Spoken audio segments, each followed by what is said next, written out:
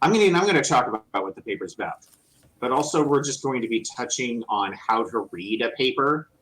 So, because like again, for those of you who have already tried to delve into this, this is some dense shit right here. So we're gonna start trying to think about how we can read this stuff without our brain leaking out our ears. Because I've seen a lot of you being like, I'm reading all the papers in the library. And I'm like, I collected those papers over like a decade. You guys got to probably relax a little bit. So, hey, let's keep video off just because we want to keep the bandwidth low. There are a lot of people here.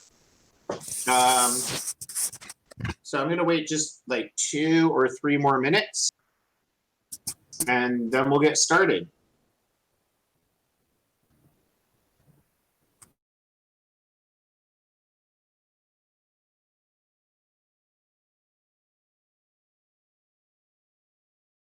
Excuse me, where's the paper? The paper is in the library. It's in the to be sorted file because Ainsley is taking a sabbatical. And it's called Advanced Structural Materials by Bio-Inspiration.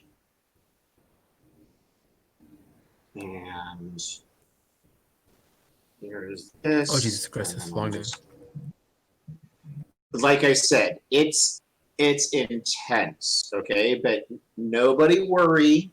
We're going to learn how to read a review paper, which is different than a normal paper. And definitely better than the last paper, which was cool, but kind of a shit paper. If you remember, we were doing the NACRA paper, and they just had just a really shitty structure. So this one, on the other hand, is awesome. It's like one of the coolest papers, one of the coolest review papers I've ever read.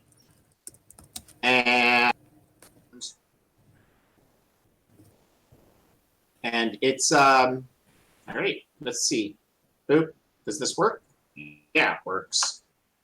Yeah, and so, so this is going to be a really interesting and super heavy duty read. So everybody make sure that you've got liquids, and let's give this a shot. Dun, dun, dun, dun. Okay. What was the name again, though? Oh, okay, please look at the screen share.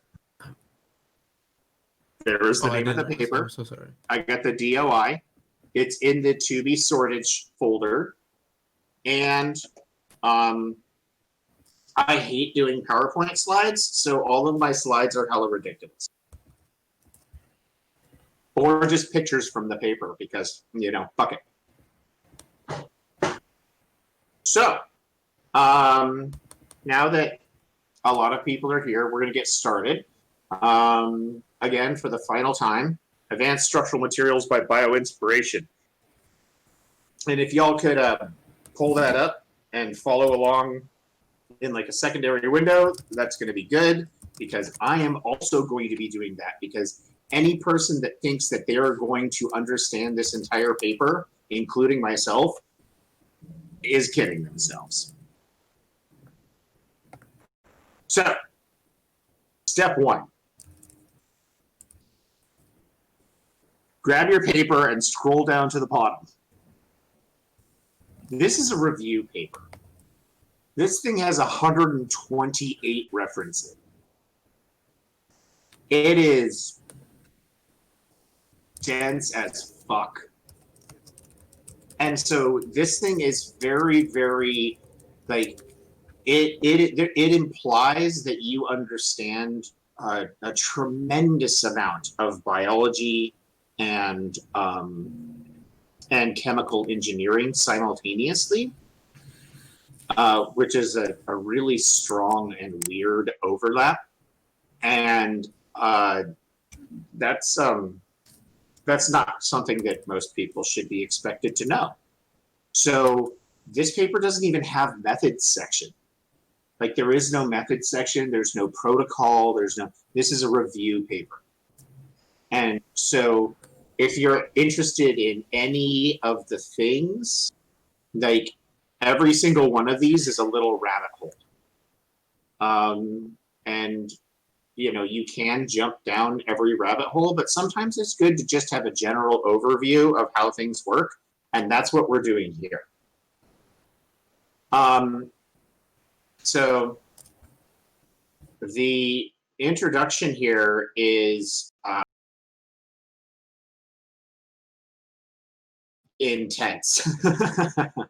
It's really great in as much as they're like nature is super, super awesome, and somehow we have still not managed to be as awesome as nature, which is a concept that I'm all about. And then it talks about, but the main point here is how we have these complex, multiple multiple type materials. So generally, when you're doing human style engineering, you make something that is hard, and the more hard it gets, the more brittle it gets. Or you make something that's elastic, but the more elastic it gets, the more it loses. Well, you have issues with tensile strength or Young's modulus or stuff like that, which are all, and we're going to get to that. But so on the other hand, we have natural materials. Definitely not witches. We're definitely not witches here. So you've got like your calcium carbonate for seashells. You've got keratin, which is bone and hair and fingernails and all of this other type of stuff. You've got wood and bamboo, which are these strong, fibrous, bendy materials. There's a reason that bamboo is used for like everything in Asia. It's because it's awesome.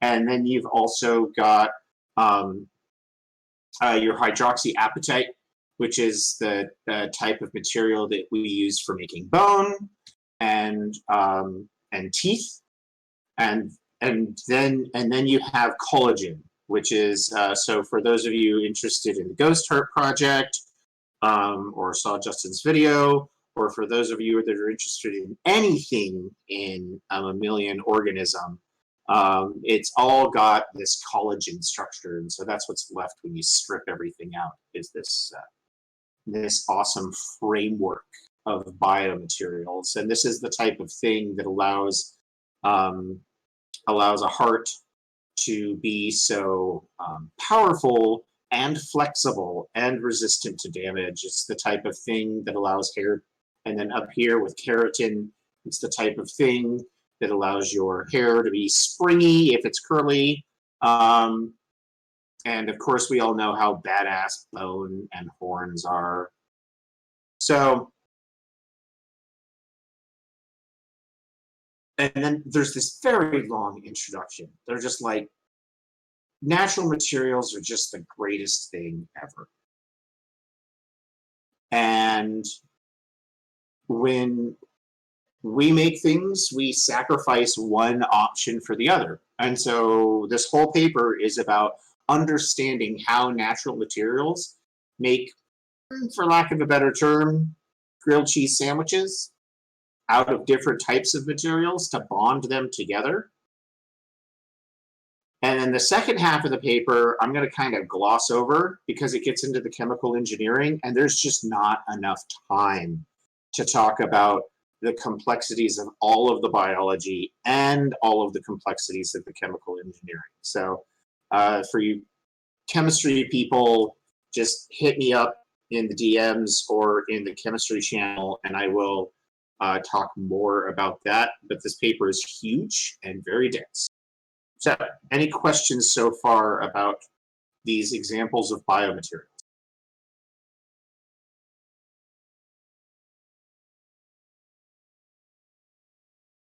Hello. Are there humans? Incorrect assumption, my good man. Say what? Incorrect assumption, my good man. Ah, right. Again, There are no humans. My bad.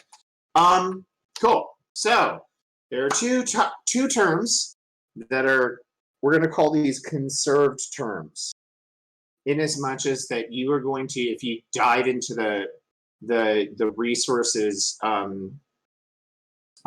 you're going to see these two terms, and one I know is already a favorite, highly flaw tolerant, and the other one is sacrificial bond.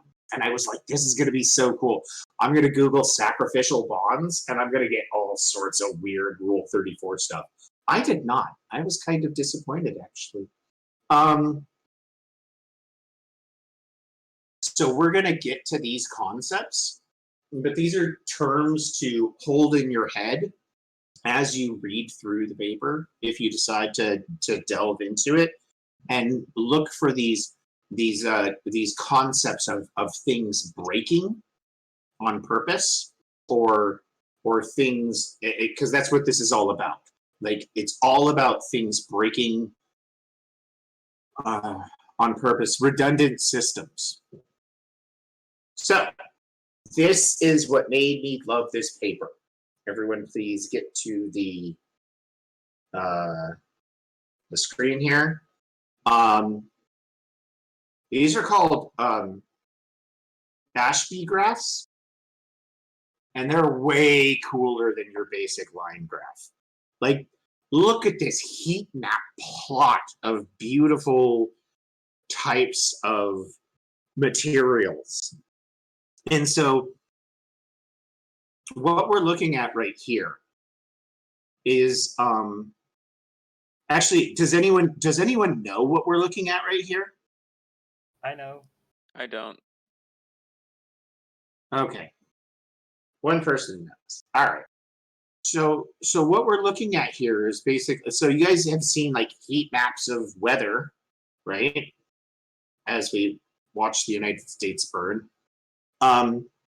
What we're looking at here is, so like if you look at something here and it says you got this soft tissue, right? And it's pointing at this kind of purple blob. Like, there's a lot of different types of soft tissue. Like, take your finger, poke your cheek. Take your finger, poke your forehead. Take your finger, poke your arm. Like, it's all kind of different, right? But it's all soft tissue. And that's just human soft tissue. Go, poke a cat. Like, different types of soft tissue. So they got a tremendous amount of tissue, of data. And then they kind of made like a little heat map. They're like, it's really kind of in here. And tensile strength, by the way, is how much you can just basically pull on something or push on something before it breaks. And so polymers here is here in the middle. And there's a lot of different... Say what? That's not true. Tensile strength? Yeah. It's toughness. Simplifying. I'm simplifying, but if you want to go into it, you can. No, please. I like it when other people talk. Oh, okay. So toughness is actually could be simplified. It could be said that it's how much energy material can absorb before breaking, before before actually failing totally.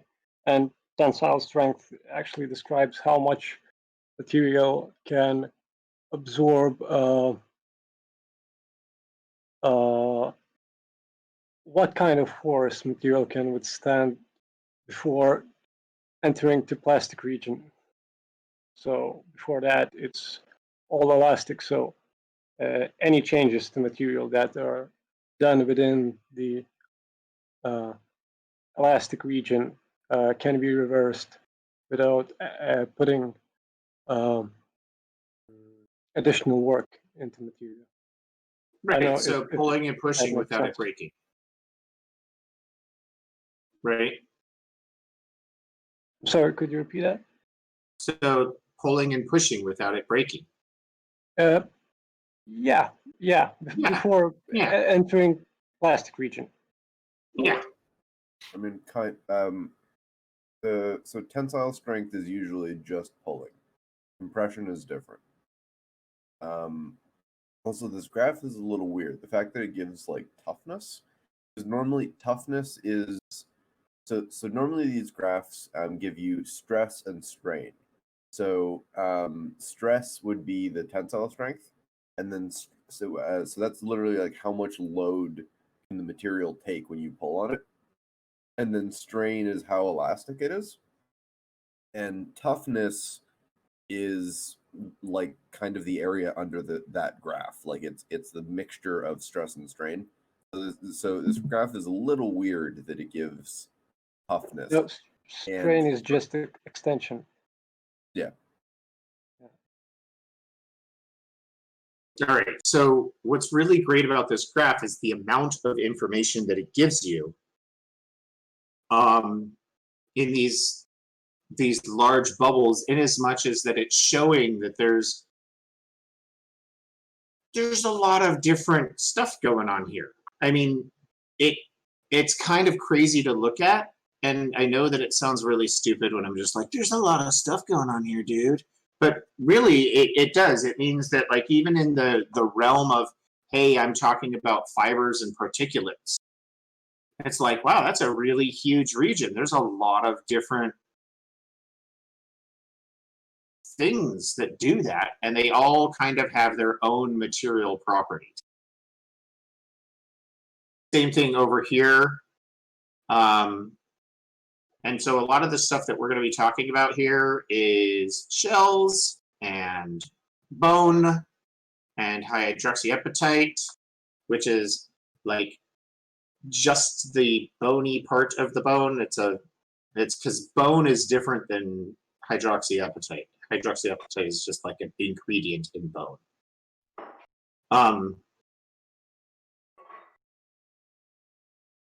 Does anyone want to make any more clarifications or have any questions?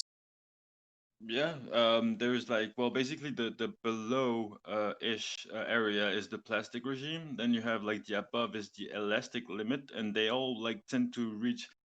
There are graphs that shows the ultimate strength, so you can like show how elastic something is until it gives in and won't get the same shape, the original shape, and the same with the, well, yeah, it can get complicated, but this is a very nice graph, a good illustration of, yeah, of materials. All right. Definitely. So, oh man, I'll go back. I misspelled something. It's supposed to say the bone foam zone. Damn it. Okay. So, one of these materials is hydroxyapatite. And so one of the things they start talking about in the paper is about like the micro to macro structural arrangement. And so for those of you who have read the paper, you'll notice that I threw in an extra diagram here, not from the paper. I'll get to that in a second. But what you can see here is that you basically have these different structural arrangements in alternating patterns, often with a lot of little pieces in between them. And so I could go into depth about every single one of these, but everybody has to eat at some point. So what you're really looking at here is the complex structural arrangement and the variable nature. And so even when you get up here to the spongy bone and compact bone, you're seeing a lot of like fibrous material. If anyone has actually taken a chicken bone and snapped it open, you'll notice that it's kind of foamy. So even teeth, if you look at the surface, this is a complex stacking of a variable amount of different things. You know, we're extremely macro creatures, and so like this is not the type of world that we look at. But it turns out that this variable stacking is the thing that allows teeth to be so strong because it's damage resistant. And so this is where this stress tolerance comes in. It actually has a structure which allows it to break, and then the breaking of the structure can sometimes allow it to actually become stronger. For instance, and this isn't in the paper, and so this is the first instance of things not being in the paper, which I feel like it would have been really simple to do an aside. This is the structure of your wrist. And you'll notice that it's just like this big pile of rocks, right? And each one of these is one of those, which is one of those, which is one of those, which is going back down. And so there's another interesting paper, and I'm going to put it up later, about how some researchers did autopsies on the feet of like 1,000 people, and found that almost every person had multiple broken bones in their feet, because your feet are like this, but even more hardcore. And it turns out that the purpose of having all of these tiny, tiny pieces, as opposed to the big pieces, is that if one of these breaks, it doesn't really matter. Everything just keeps going on. And so this is maintained across from a micro, like we're talking literally from a molecular level all the way up to a macro level. And that's what we're looking at here.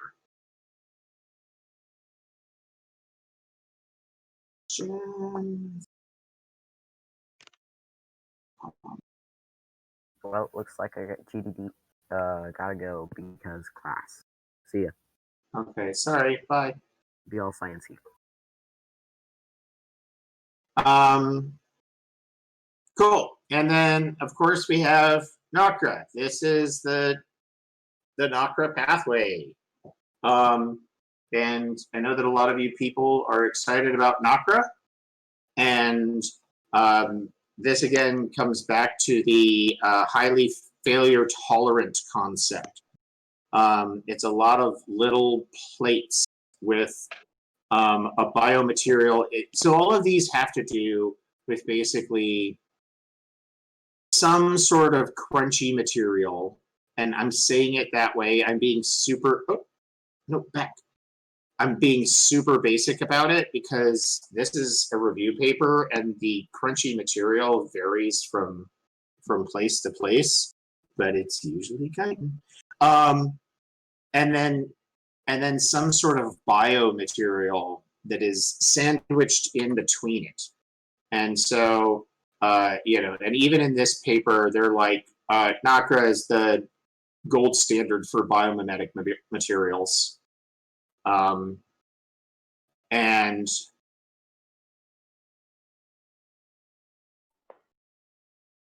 the human version of this that we figured out a long time ago is called dry stone walls.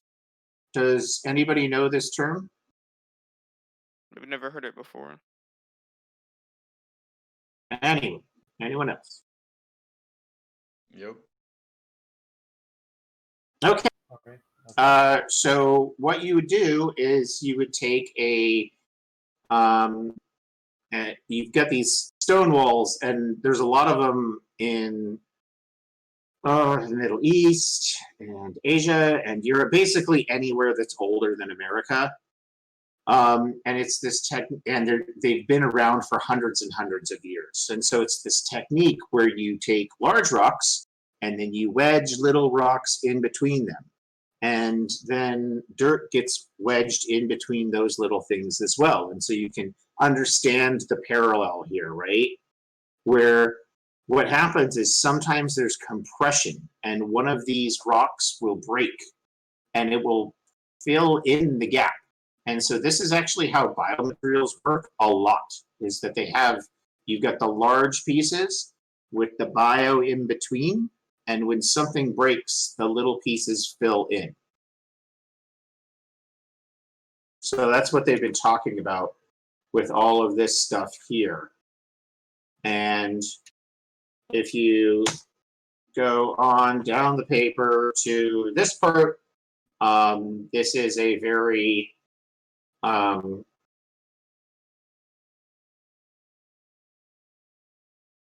not as good as I would want it to be, because I really wanted a cross section of the bamboo in Okay, obviously, don't play with your mouse, Gabriel. A cross section in the opposite direction, but you get this same type of thing where you're having just a complex matrix with small pieces of material in between it that are prone to being broken, because that's what happens to biological things. We get broken. Anyone old enough to start having a bad back? And on every level, and so Justin can probably talk about spider silk a little bit right now, or if he's still here, because he was very excited when he first learned about this concept about spider silk and about how it has varying pieces that are actually designed to break. Kind of. Kind of. Spider silk is okay. So saying spider silk is a bit of a misnomer because spider silk isn't one thing. Right, just like this. Yeah, most spiders spin usually 7 types of silk, and each one of those silks is composed of like 30 different proteins.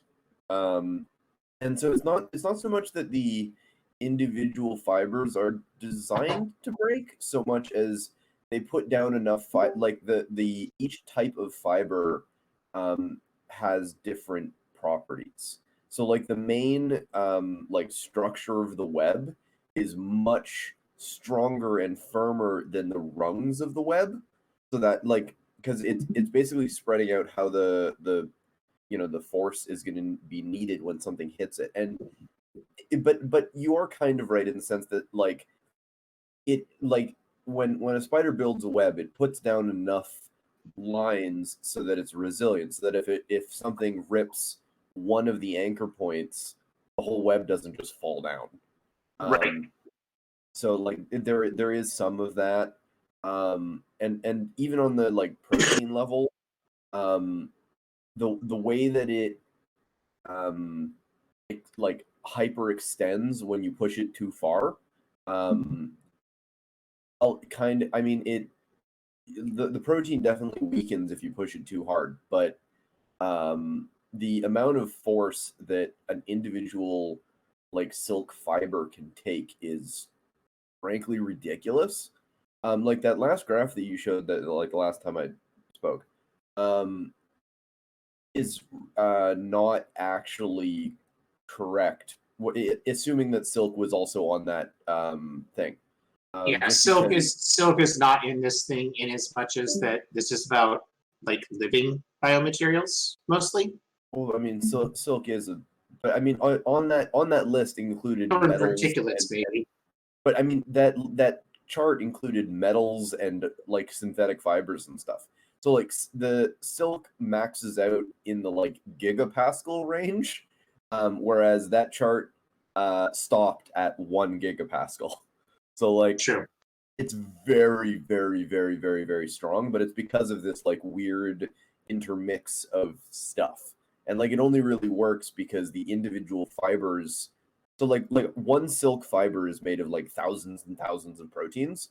But the way that the proteins work is they all stick to each other. And so you get this like really interesting net of like interconnected stuff, which is why it's so damn strong.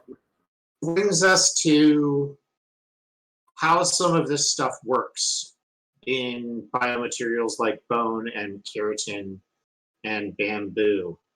And so this is a kind of a really interesting concept to wrap your head around, because again, this gets down to what is the difference between surface modification and chemistry. And is there really a difference sometimes? And so a lot of, like, for instance, tablet interlocking during sliding. For those of you who have ever made a grilled cheese sandwich, you know about this concept. Sometimes those two pieces of bread just want to slide a little bit. And also organic layer acting as a viscoelastic glue. Like this is where you have your usually it's a calcium, and then you have your proteins acting as the binding. And this is one of the reasons, if you've ever paid attention to anyone talking about the chitosan stuff, why we have to make chitosan and why we've had such problems with making it as awesome as an insect. So insects use proteins as their crosslinkers. And we do not. We don't know how to do that very well. Though the papers about Nacra where we're using silk proteins or where we're starting to get into that and start to learn how to utilize these biomaterials. But you can see here over, there's a lot of different types of things going on. It's structural, it's protein linking, and just the, like if you look up in this spot right here, up item C, that is a very complex structure, which has just been kind of grown. And as it grows, it actually builds the complex structure. You can't really computationally design this in as much as that it is constantly being recursively changed over time to adjust. And this also makes me think of somebody asking about the Nth project and how, like, if you grow a tree really, really fast, won't the limbs get really big and then just snap off? And it's like, no, it's an organic structure. It grows, it changes over time, and it self-adjusts. And so, you know, cellulose is a biopolymer, and it adjusts over time. And so it's not just about the design, it's also about the change over time. All right. So now we hit this very unpleasant part of the paper called Overview of Engineering Approaches to Bioinspiration.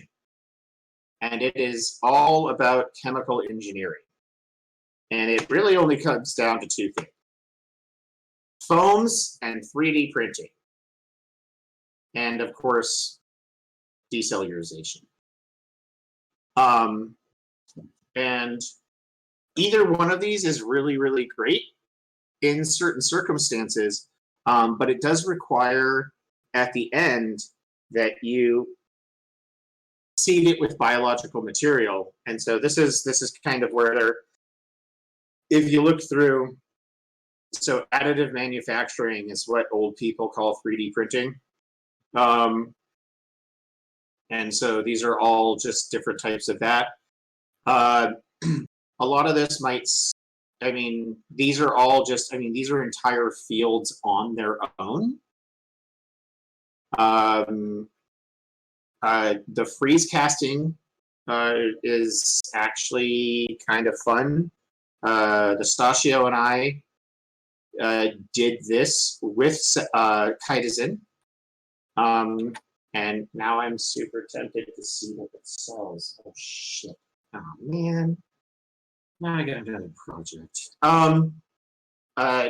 The biggest difference that you're going to see between your foaming and your additive manufacturing is that cells respond differently to different structure types.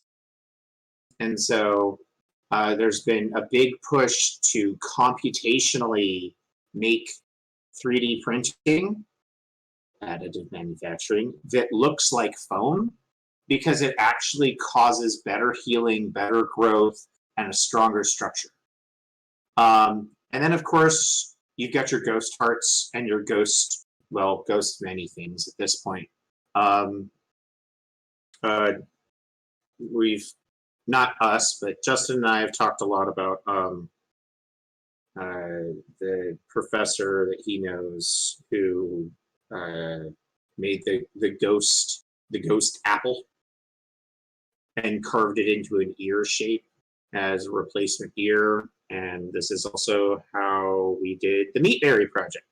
So all of this is that part of the paper.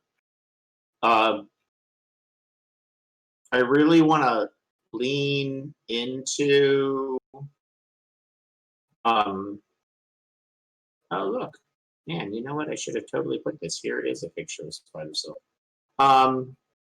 Lean into the bio part in as much as that I can't give an entire talk about both bio and chem E simultaneously. It's just not possible. So there is one thing that you should notice, which is that papers always miss something. There is no such thing as a completely comprehensive review. Based off of the GIF, can anyone tell me what biomaterial, which is super, super awesome, kind of more cool than all of these other biomaterials, except for chitosan, well, it's kind of chitosan, is missing from this paper? DNA. Is it No. is it just skin? No. Look at the GIF. Look at the picture. I'm giving you a prompt. Is it the you call it sucker thing, or like whatever octopuses have? T. Yes. Gold star. Called squid ring teeth. So squid are super cool, right? Not only are they really intelligent, able to move forwards and backwards equally fast, which is scary, but like they're super, super flexy, but they're also super sharp in certain areas.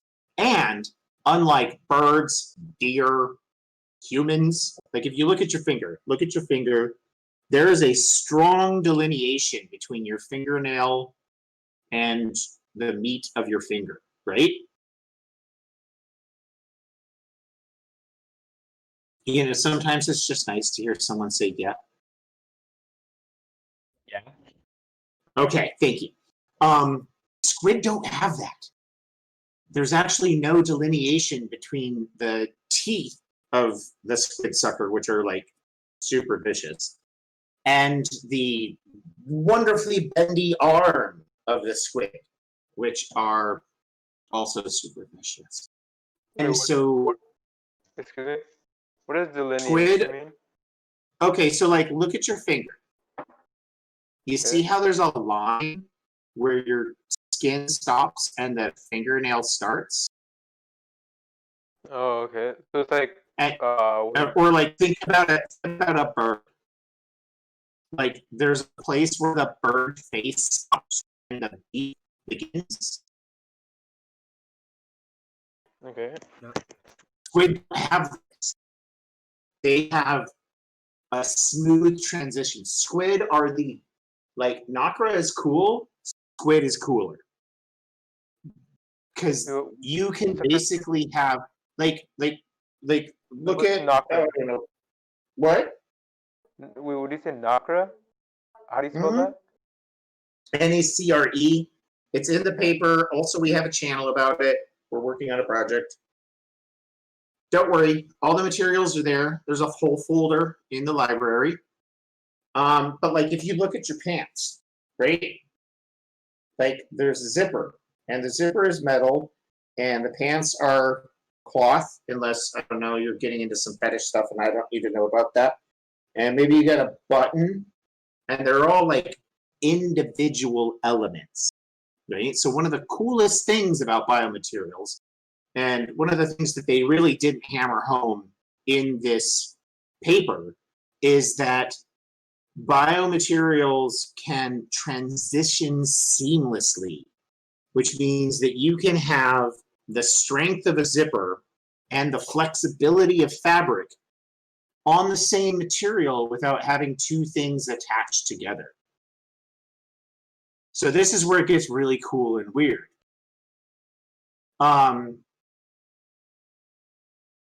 Yeah, I'm probably going to start up a squid channel. I already bought a bunch of squid teeth on Alibaba. But yeah, so that's kind of the majority of what's going on here.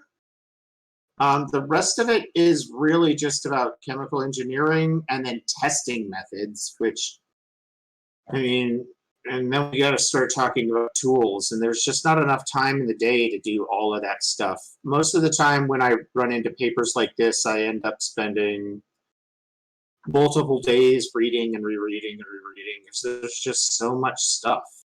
So I'm going to open it up for questions. I know that I was very, very broad and general, but it's a review paper.